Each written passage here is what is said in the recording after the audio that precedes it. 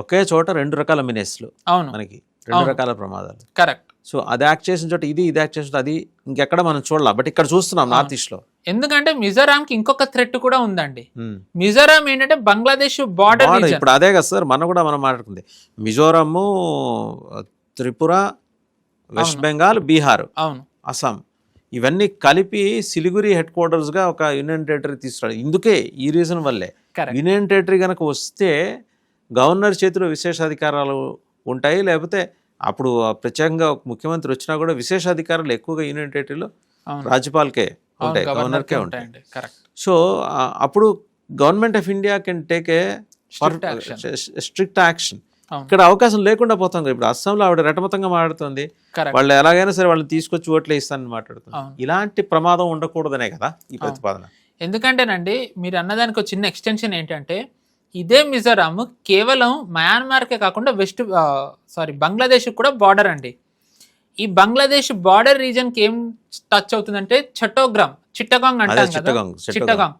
Actually అక్కడ ARSA అనేది ఒక సపరేటిస్ట్ ఆర్గనైజేషన్ ఉంది, terrorist organisation, Arakan Rohingya Salvation Army. మయన్మార్లో హిందువుల ఊచకోత కోసింది వీళ్ళే.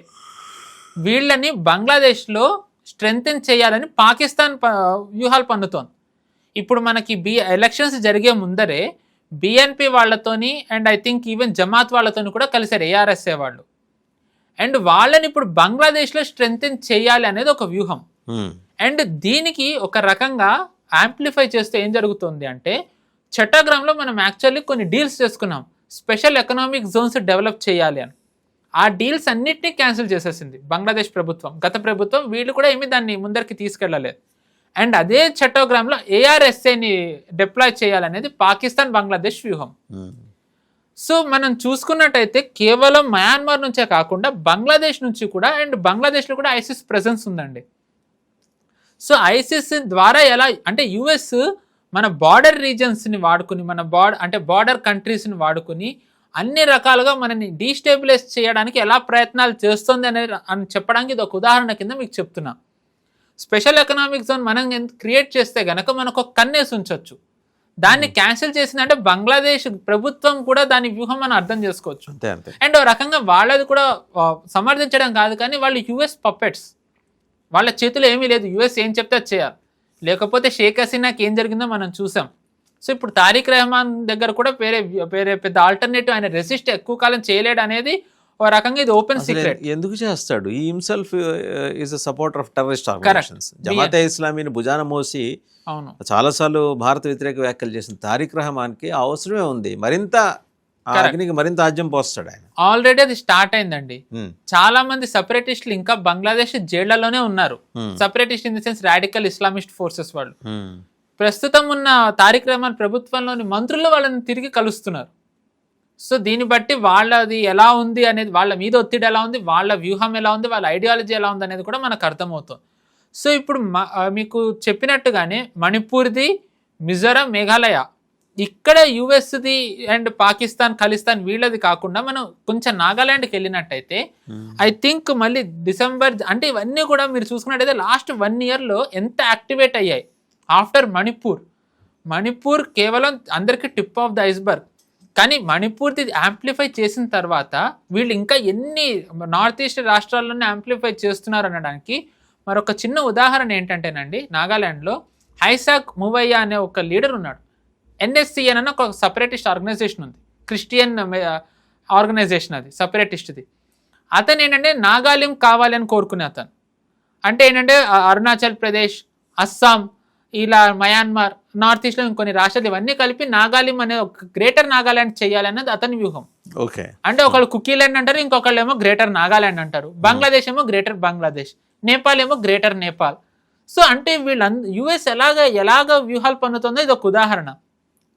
చాలా కాలం తర్వాత ఇతను మళ్ళీ యాక్టివ్ అయ్యాడండి. నాగాలాండ్కి వెళ్ళాడు, మణిపూర్ వెళ్ళాడు, అక్కడ మళ్ళీ కొంచెం రెచ్చగొట్టే వ్యాఖ్యలు చేశాడు. నాగాలిం కోసమే నేను చేస్తాను, అందరూ తయారవ్వండి, అది ఇది అని. అయితే అది ఈసారి దానికి అంత స్ట్రెంగ్తెన్ అవ్వదు అని చెప్పి నాగాలాండ్లో గతంలో ఒక ఆయన జమీర్ అని ఆయన సీఎంగా ఉండేవారు అనమాట.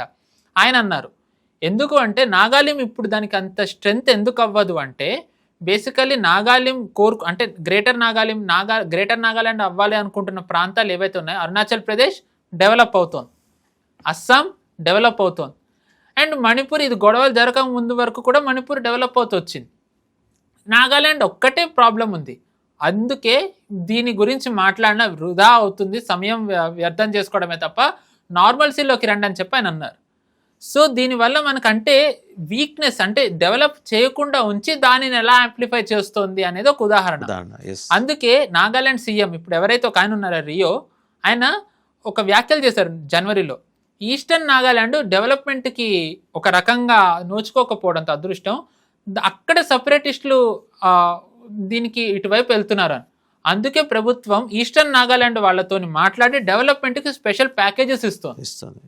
సో అంటే ప్రభుత్వం ఎలాగ అంటే చాలా మంది ప్రభుత్వం బలహీనపడింది, భయపడింది, అంటే వీళ్ళు మళ్ళీ మోదీ సిఐఏ ఏజెంట్ కాబట్టి ఏం మాట్లాడట్లేదు అంటారు.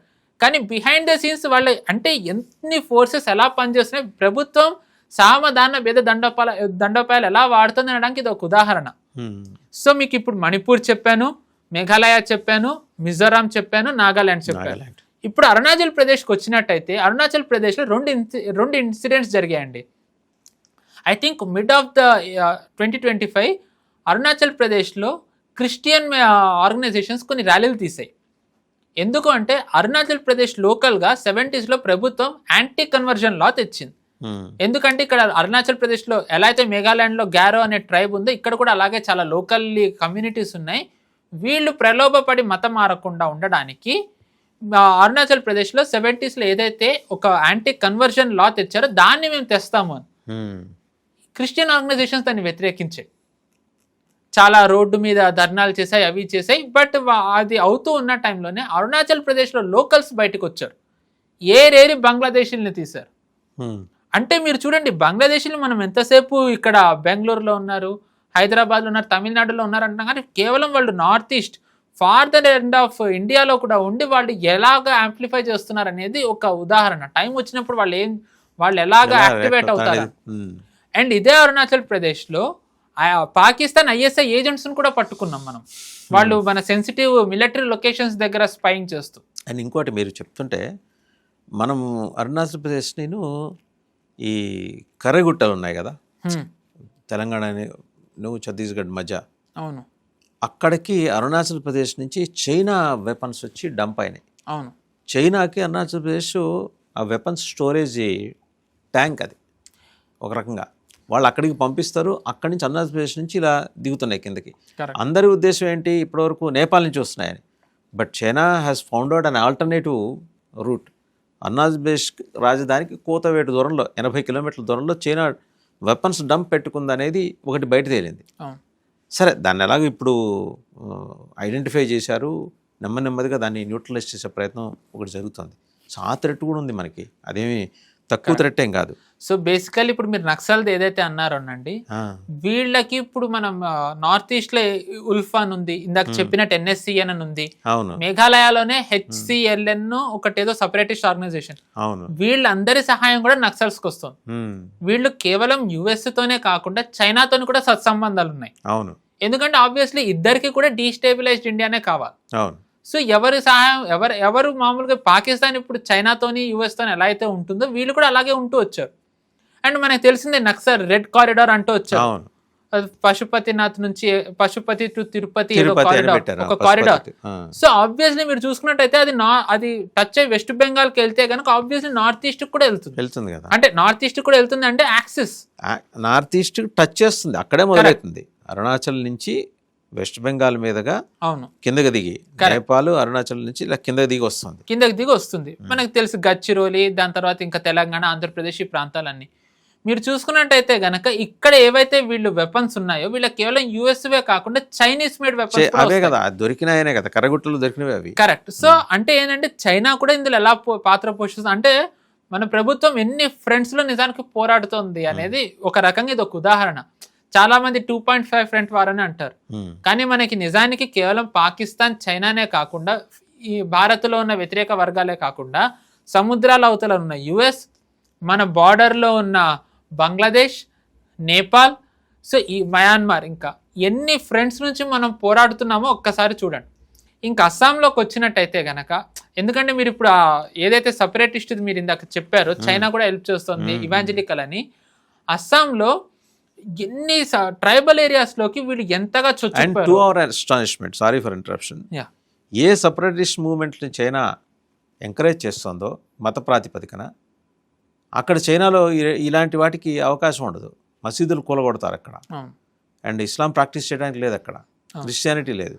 కానీ పక్క దేశాల్లో మాత్రం ఈ ఉగ్రవాద ముఠాల్ని, ప్రత్యేకించి భారతదేశంలో రచ్చగొట్టి ఇలాంటి కార్యక్రమాలకు పాల్పడుతుంది. ఇది ఒకటి గమనించాల్సిన విషయం. ఎందుకంటే వాళ్ళకి వీళ్ళు ఎంత థ్రెట్ తెలుసు వాళ్ళకి తెలుసు. ఇప్పుడు మీరు ఇందాక చైనాది మాట్లాడారు కదా, చిన్న ఉదాహరణ ఏంటంటే ఉయ్గూర్ ముస్లిమ్స్ది మనకి తెలిసిందే చైనా ఏం చేస్తుంది అని. కానీ ఉయ్గూర్కి వీళ్ళని సమర్థిస్తూ వీళ్ళ కోసం పోరాడే టెర్రరిస్ట్ ఆర్గనైజేషన్ ఉందండి, ETIM.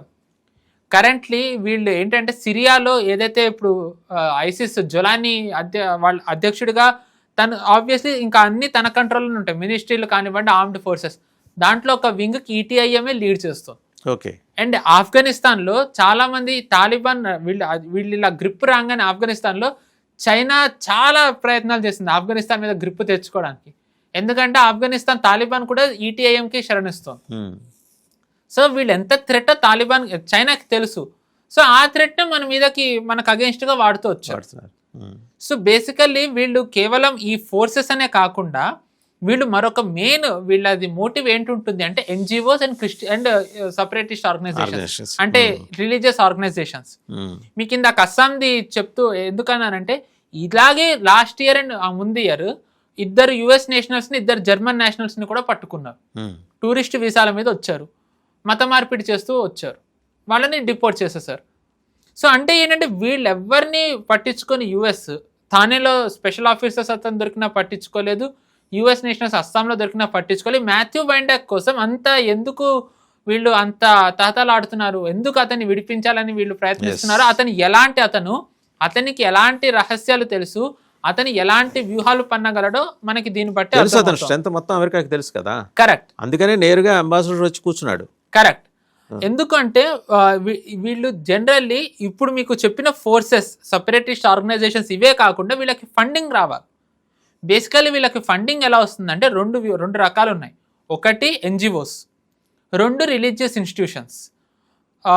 మామూలుగా మనకు తెలిసిందే నార్త్ ఈస్ట్లో చాలా క్రిస్టియన్ ఇన్స్టిట్యూషన్స్ ఉన్నాయి. కేవలం అస్సాంలోనే బ్యాప్టిస్ట్ దాని ఒకటి ఉంది, దాని తర్వాత వేరే రకరకాల క్రిస్టియన్ మిషనరీస్ కూడా అక్కడ పనిచేస్తూ ఉంటాయి, చర్చిలు. వీటన్నిటికీ కూడా విదేశాల నుంచి ఫండింగ్ వస్తుంది. రీసెంట్లీ ప్రభుత్వం FCRAని ఇంకా స్ట్రెంగ్తెన్ చేసింది.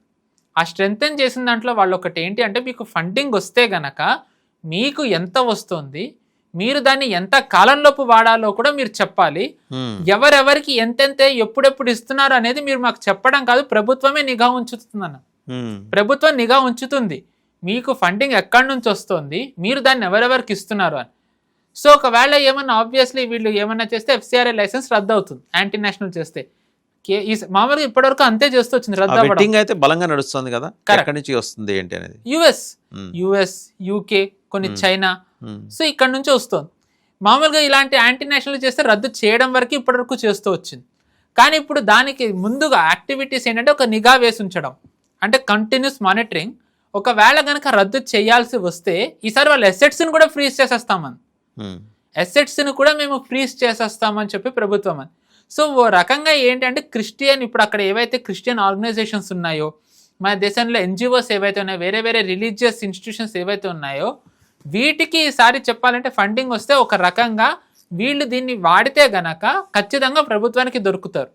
దీనివల్ల ఏదైతే ఒక అన్రెస్ట్ క్రియేట్ చేయాలనే ప్రయత్నం జరుగుతుందో భారతదేశంలోని వేరు ప్రాంతాల్లో, మేబీ దానిని నిలువరించడానికి ఆర్థిక ఉగ్రవాదం ఇది. కరెక్ట్, ఆర్థిక ఉగ్రవాదం. ఎందుకంటేనండి ఇప్పుడు బేసికల్లీ వీళ్ళకు కూడా ఫ్రస్ట్రేషన్ ఏమొస్తుంది అంటే, కోవిడ్ తర్వాత నుంచి ఏ డెవలప్డ్ నేషన్ కానీ డెవలపింగ్ నేషన్ కానీ గ్రోత్ ఇదివరకట్లా లేదు. అమెరికా, యూరోప్, చైనా, గల్ఫ్ దేశాలు ఏవి, కానీ భారత్ ఒక్కటే కంటిన్యూస్ గ్రోత్లో ఉంది, 7%, 8% అని. అండ్ కోవిడ్ తర్వాత మనం చూసుకున్నట్టయితే కంటిన్యూస్ క్రైసిస్లోనే ఉంది దేశం. 2020లో కోవిడ్, 21లో కోవిడ్ సెకండ్ వేవ్, 22లోనేమో రష్యా వార్, 23లో దాని తర్వాత ఇజ్రాయెల్ హమాస్ది, 24లోనేమో మన ఎలక్షన్స్ రావడం, దాని తర్వాత 25లో ఆపరేషన్ సింధూర్ మనం చాలా సక్సెస్ఫుల్గా దాన్ని కంటైన్ చేసాం, ఎకానమీకి దెబ్బ తగలకుండా. ఇప్పుడు ఇది సో ఎవ్రీ టైం ఏదో ఒక థ్రెట్ వచ్చిన ఎకనామికల్లీ మనం దాన్ని ఓవర్కమ్ అవుతూ మన జీడిపిని సస్టైన్ చేయగలిగాం. మన గ్రోత్ పెరుగుతూ వచ్చే కొద్దీ మన మీద గ్రిప్ వస్తుంది. అంటే ఏ దేశాలు అయితే వేరే యుఎస్ కానివ్వండి, చైనా కానివ్వండి, పాకిస్తాన్ కానివ్వండి, ఏవేవైతే వాళ్ళ అసెట్స్ ఇక్కడ ఉంటూ వచ్చాయో వాళ్ళకి గ్రిప్ పోతూ వస్తుంది. మనకి వాళ్ళ మీద గ్రిప్ వస్తూ ఉండడంతో వాళ్ళని మనం అంచివేయగలం. అది గనక జరిగితే వాళ్ళకి భారత్ ఎదుగుదలని ఆపలేరు. ఎదుగుదల ఆపాలి అంటే ఇదే టైం. సో అందుకనే వాళ్ళు ఇవన్నీ చేస్తున్నారు. కేవలం నార్త్ ఈస్ట్దే మీకు ఎగ్జాంపుల్ చెప్పాను. కేవలం నార్త్ ఈస్టే కాకుండా భారతదేశంలోని రకరకాల రాష్ట్రాల్లో కూడా ఎలాగ ఈ ఎన్జిఓస్ ద్వారా కానివ్వండి, రిలీజియస్ ఇన్స్టిట్యూషన్స్ ద్వారా కానివ్వండి, వీళ్ళు ఎలాగా మీరన్నట్టు ఆర్థిక ఉగ్రవాదం ఇచ్చి గొడవలకి ప్రేరేపించి అన్రెస్ట్ క్రియేట్ చేసి గ్రోత్ని ఎలా ఆపేలా చూస్తున్నారు అనడానికి ఇది ఒక ఉదాహరణ. Right. Thank you Pavan Shreyas. Thank you అండి. Thank you.